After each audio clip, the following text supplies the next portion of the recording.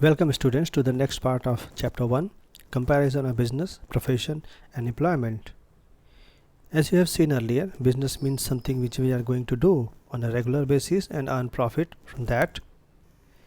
Profession is something which a person is going to do with his specialized knowledge and giving special services to the clients. In that return, he is going to get some professional fees. And the third one is employment. It is employment where a person is getting some job in some office, in some business, where he is going to do whatever he is asked for and whatever task he has been assigned on his job. In return, he will get a salary. In this section, we are going to see a comparison between the business, profession and employment. The red head is business, blue heading is profession, and the green heading is employment. First comparison is mode of establishment. Business is based on the entrepreneur's decision. Once the businessman has decided to start a business, he can definitely start a business. Profession starts after a person is getting some degree and he is becoming the member of a professional body. And the employment starts just as soon as a person is getting an appointment letter. He is ready to join the job and he will start getting salary from the very date he joins the office, from that date to the next salary payment day. Next difference is nature of work. In business, we will provide goods and services to the public. Whosoever is ready to purchase from goods, they can come to the business and purchase anything they are willing to purchase.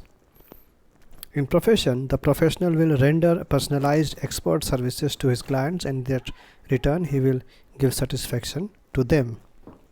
But in case of employment, the person will work whatever he is asked by his employer or his master, and he will perform duties as per the service contract. Next difference is qualification. In business, for starting a business, we need not any educational qualification. If a person is wise, if a person is having good mind, he can start business. But in profession, there is a prescribed qualification and a training. For any profession, may it be a doctor, may it be a lawyer, may it be an engineer, he has to get a qualification and a training. But in case of employment, whatever the employer is asking, that very educational qualification will result as a qualification. Maybe there is a job for class 8 pass, there is a job for class 12 pass, maybe a person holding a BCom degree will also get some job in some organization. So employment starts as soon as whatever the employer is asking will be the qualification for an employment. Now, what you are going to get back in return if you are doing a business? We are going to get profits. If we are doing a profession, then we are going to get a professional fees. But in return of employment, there is a payment of salary or a wages. Now, how much amount of money is required for starting a business? As you can see in the table, business requires large amount of capital based on the size of the business. If the business is large, then we need lakhs of rupees, but if the business is small, it can be started with few thousand rupees also. But in case of profession, we need very limited amount of capital. Like a lawyer will need only one small amount of money for starting his chamber, where he will give expert services to the clients. But in case of employment, there is no need to invest any money, because once you are appointed somewhere, you are just going to start the employment, and from the very date you have joined the employment, you are going to get salary. Next point is risk. Business is having high risk because there is lots of amount invested, lot of money in stock, lot of money in shop or building. Everywhere there is a money investment. Where there is money investment, it will result in risk. Like in profession, where there was less capital employed, the risk is also risk. But in case of employment, there is no risk. Once you are on the job, you are doing some work, you are going to get definitely some salary. What about transfer of interest? Transfer of interest means once you are doing something, who is going to get the benefit after you have left that particular maybe employment, a job or profession or business? Then in case of business, the interest can be transferred. It means once a person has established a big business, his legal representatives, maybe son or daughter, will take up next as a business owner, and the main person who has established the business will retire. In professional life, there is no transferability of interest. Means a person is a good doctor, his son cannot operate his clinic in the name of his father. Also, in the case of employment, the interest cannot be transferred. What about rules of behavior? Code of conduct means a rule of a behavior. In business, we do not have any rules for behavior. In a business, a person can say anything to anyone. There is no any binding on him.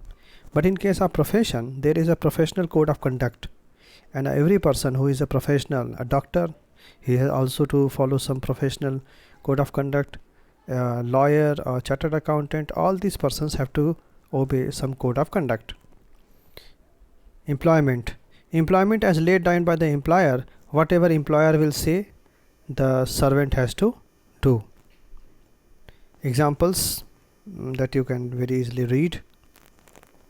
This is a comparison chart. There are 8 comparison, 9 points of difference.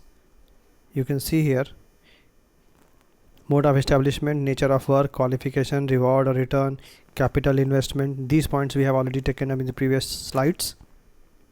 Basis, risk, transfer of interest, code of conduct, an example they have given also. Now, what are the classifications of business activities? Business activities are classified into 2 categories. One is industry, another one is commerce. In industry, the goods are manufactured, and in commerce, goods are made available to the consumers. Suppose you are using a pencil. A pencil has been manufactured in some factory in somewhere far away from your home, but that pencil had traveled long distances through wholesalers, retailers, and transportation was used. Some communication method was also used. It was advertised on the television, or somewhere you must have heard of a thing called pencil, and you have purchased that pencil from a nearby shop at your home. So the pencil was manufactured a long place away, and it has been purchased by a consumer which is situated at a different place. Therefore, the traveling of pencil from manufacturing point to the consumption point will come under commerce. As you can see in the diagram, classification of business activities, it is shown here in the flow chart. It is also available in NCERT page number 7. You can see, you can very easily refer to their same diagram is also there in that page. Classification of business industries, it includes industry. Industry refers to that part of business which is concerned with the production and procurement of goods and material. An industry may be classified into primary industry, secondary industry, and tertiary industry. Industry is anything which is creating something new. Anything which is not already in the nature, that we are going to find out and make and prepare and manufacture so that it can be sold to the consumers. Types of industry, it includes primary industry. Primary industry, it is engaged in extracting, producing, and processing of natural resources like extractive industries and genetic industries. In the photo you can see there is a crude oil pumping station in the middle of a sea. And classification of primary industry also includes 2. First one is extractive industry. They are engaged in extraction or collection of useful material from the earth and the sea, like mining, fishing, agriculture, and quarrying. All these are the examples of extractive industry, where goods are taken directly from the nature. They are available in the nature. They are there in the nature. The person has to just go and fetch from there. Second one is extractive industry. These products of the industries are either directly consumed or used as raw material by industries. And genetic industry engaged in the reproduction and multiplication of plants and animals. As you can see in extractive industry, the Fishing is also there. In fishing we are going to the sea, they are fishes are there, we just have to go and put net in the sea and we will find it. But in genetic industry the production is under control. Human beings can decide which one to produce and which one to not reproduce. So therefore it will become genetic. In extractive industry we do not have control on the production of goods, but they are in the nature, we go and find. But in genetic industries we have a control on the nature and we can decide what we are going to produce. The second category is after primary, second category is secondary industry. They are concerned with the materials which have already been produced at the primary stage, like manufacturing industries and construction industries. In secondary industry we still have some classifications. Manufacturing industry, it is engaged with the conversion of raw material into finished goods, like cotton into textile, timber into furniture. In photograph also you can see there are cotton balls which are being converted into clothes. In manufacturing industry they change the form of the goods, that is raw material, into the finished goods, and thus they create form utility. Means whatever there are things which is not useful, if they combine in a certain proportion they will become useful and it becomes manufacturing industry. Manufacturing industry produce consumer goods, industrial goods, capital goods which can be used by different types of consumers. In manufacturing industry we still have four categories. First category is analytical industry.